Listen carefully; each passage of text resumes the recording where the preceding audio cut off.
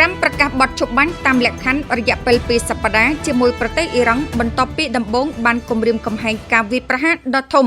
ប្រធានាធិបតីអាមេរិកលោក Donald Trump បាននិយាយនៅថ្ងៃទី7 ខែមេសាថាលោកបានយកព្រមផ្អាកការវាយប្រហារយោធាដែលបានគ្រោងទុកលើប្រទេសអ៊ីរ៉ង់រយៈពេល2សប្តាហ៍ដោយមានលក្ខខណ្ឌលើការបើកច្រកសមុទ្រ Hormuz ឡើងវិញពេញលេញនិងភ្លាមៗសេចក្តីប្រកាសនេះបានធ្វើតាមការកត់សម្គាល់មុននៅថ្ងៃដដែលដែលលោក Trump បានប្រមានថាអ្វីៗទាំងមូលនឹងស្លាប់នៅយប់នេះប្រសិនបើអ៊ីរ៉ង់បរាជ័យក្នុងការជួបគាត់ម៉ោង8យប់កាលបរិច្ឆេទកំណត់ខណៈដែលការគម្រាមកំហែងនឹងការវាយប្រហារលើស្ពានរោងចក្រថាមពលនិងហេដ្ឋារចនាសម្ព័ន្ធស៊ីវិលផ្សេងទៀតមុនពេលផ្ដល់សញ្ញាដកថយ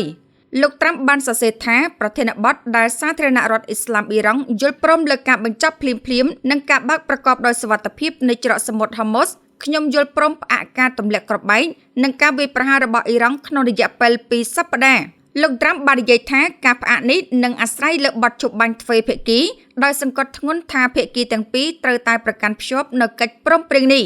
ក្រោយការប្រកាសរបស់ប្រធានាធិបតីអាមេរិកប្រភពអ៊ីស្រាអែលដែលដឹងអំពីបញ្ហានេះបានប្រាប់ CNN ថាអ៊ីស្រាអែលនឹងគោរពបទឈប់បាញ់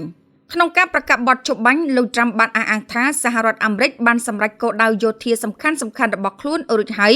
ឥឡូវនេះកំពុងផ្ដោតលើការធានាការដោះស្រាយរយៈពេលវែងយោងតាមលោក Trump អ៊ីរ៉ង់បានដាក់សំណើ10ចំណុចដែលលោកបានចាត់ទុកថាជាមូលដ្ឋានដែលអាចសម្រេចបានសម្រាប់ការចរចា